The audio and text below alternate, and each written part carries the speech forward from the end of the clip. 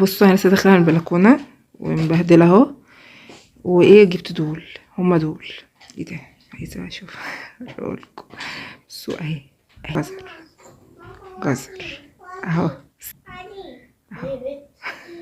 اهو اهو اهو قد ايه دي؟ صغر من صابعي. اقول ايه؟ المشكله تتلخص في الاتي.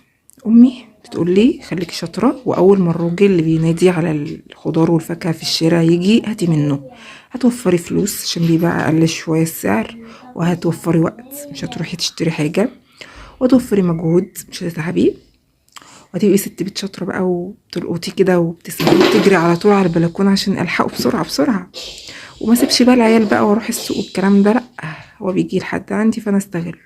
انا بقى عملت كده وبقيت شاطره قوي، ونزلت السبت وجبت منه ده. هو ده هو ده يا ماما. بص الخيارية ايه؟ مش بلاش اوريكم الخيار بقى. بص اهي اهي اهي. بص يا بص الجزرة اهي. بصوا افرحوا بيا، انا ست بيت شاطرة. انا اشتريت جزر عشان اخزنه واعمله مع البسلة. بقيت شاطرة قوي واهو.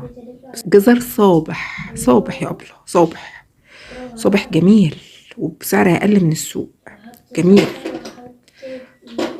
مع البسلة بقى. بس هنروح نشوف البسلة دلوقتي. انا ست بيت شاطرة، بنوفر وقت وفلوس ومجهود. بنشتري من الراجل اللي بيجي ايه، ال5 ب5.